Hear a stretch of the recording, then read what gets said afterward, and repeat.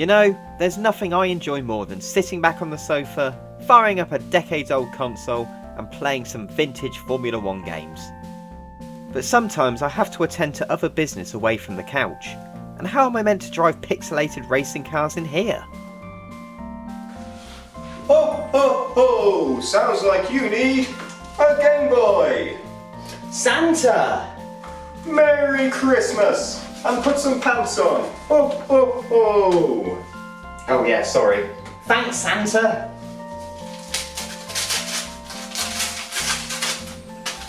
Cool. Next Christmas I'm going to ask for a bigger costume budget. But today, let's check out the Formula 1 games that were released on the original Game Boy. We'll start off with F1 Race, which was released in Europe all the way back in 1991. In fact, the game it's based on actually came out in 1984 on the Japanese Famicom, so we really are getting the time travel machine going for this one. Here we go then, we've been thrown straight into the race, no messing about, and wow, those sound effects are a bit painful, aren't they?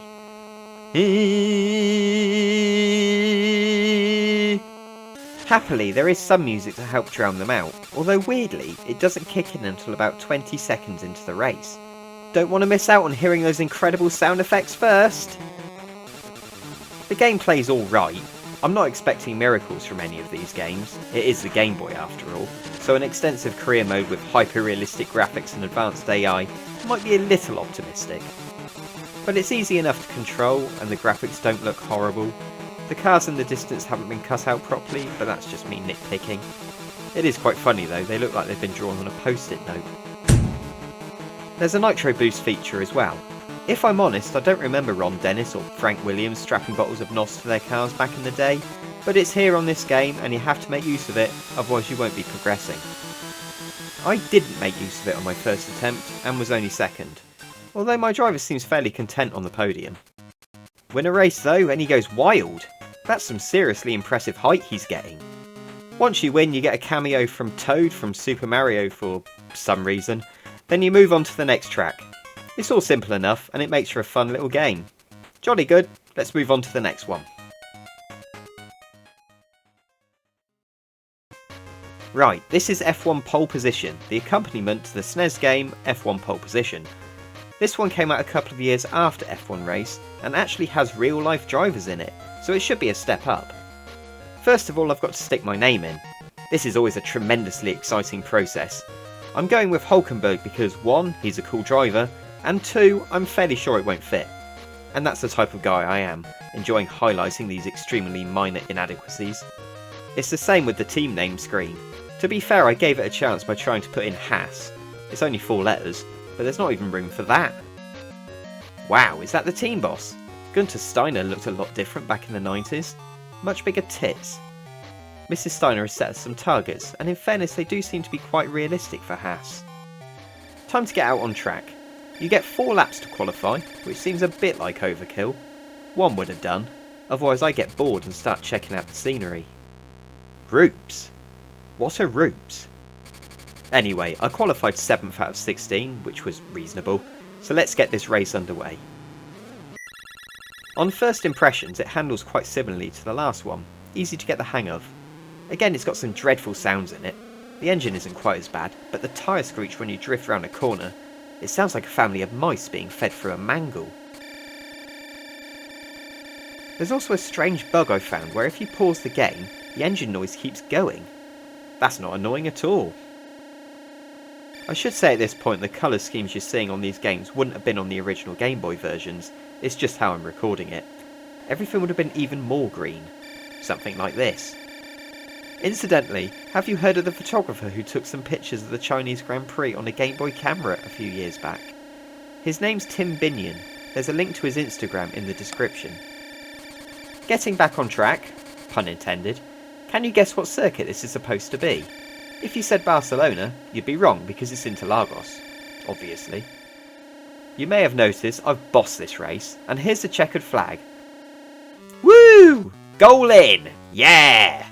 And Gunter and his giant breasts have joined me on the podium. I thought I'd been lapping people. In fact, I know I had, But suddenly it seems the whole field finished within 3 seconds of me. They all must have had a storming last lap. There's old Holken B at the top of the championship standings, and I suppose we've got to cycle through everyone now. There were 16 people in the race, so it should go down to 16, right? Nope, we're still going. Still going. Still going. Still going. Still going. And there we are. 37. I think it's pretty much everyone who competed in the 1991 season, but with Michael Andretti instead of Ayrton Senna.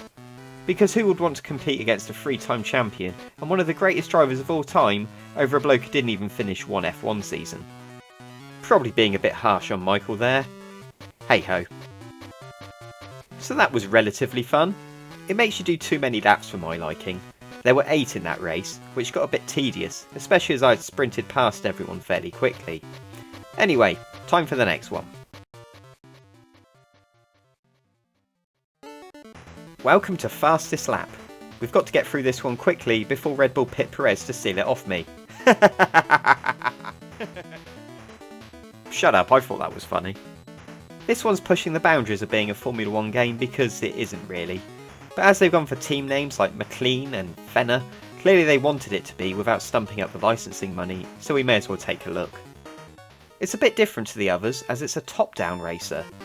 Normally I find these horrible to play as you can't see where you're supposed to be going, but on this they've painted some giant arrows on the track, and surprisingly, it works. Thumbs up so far.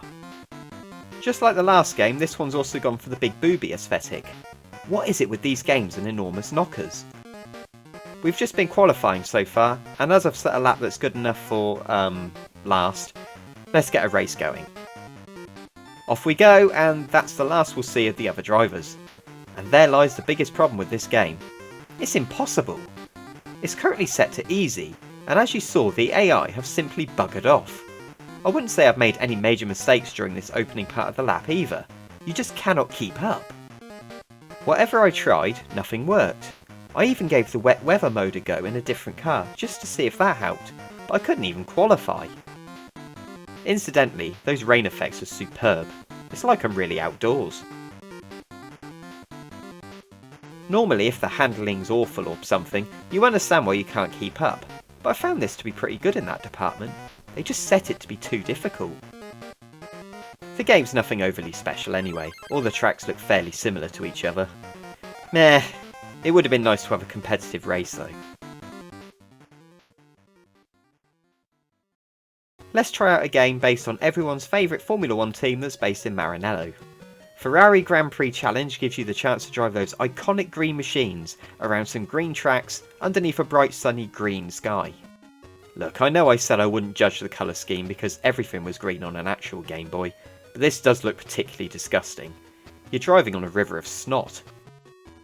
Once again you're asked to pick a name. I've gone for the greatest Ferrari F1 driver of all time, and after that it's standard stuff. Set a quali lap and see where you line up. One thing I'll say for some of these Game Boy games, they were very ambitious in how many cars they had in each race. This grid lineup just keeps going and going. There's 26 of us in total. It should be a hectic start.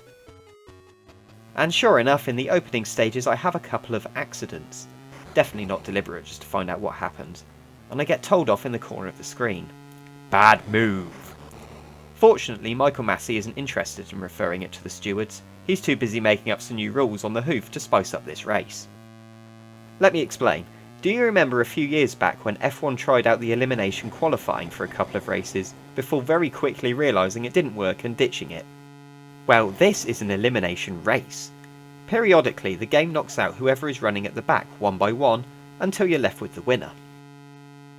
And you know what? I think this concept works a lot better in a game than it did in real life. You need to keep pushing forward, otherwise you finish and you coast to a halt. Beep. Sadly, I didn't quite make the points positions in the 2 races I did. Maybe I was put off by the droning engine sounds. Shockingly bad audio does seem to be a theme in these games so far. At the end of each race you get the podium scene, championship standings, and a list of sponsors. That's a new one. I think it's meant to be a team standings table, but it doesn't tell you how many points they have, so it's quite literally pointless. Right, that was Ferrari Grand Prix Challenge. One more to go, and we'll move from one legendary Formula 1 icon to another. Oh good, it's this guy again.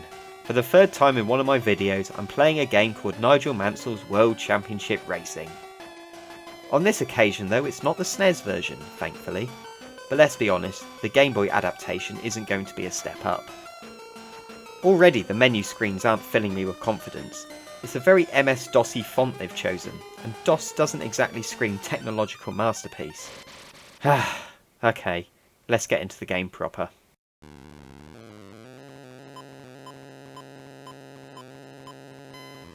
Wow. What are we looking at here? I'll start with the positives. The car itself looks pretty decent. I quite like the cockpit view they've gone for. Okay, that's the positives done. What on earth is happening with the track? I can barely work out where I'm supposed to drive, especially with the elevation changes. The road keeps blending in with the sky.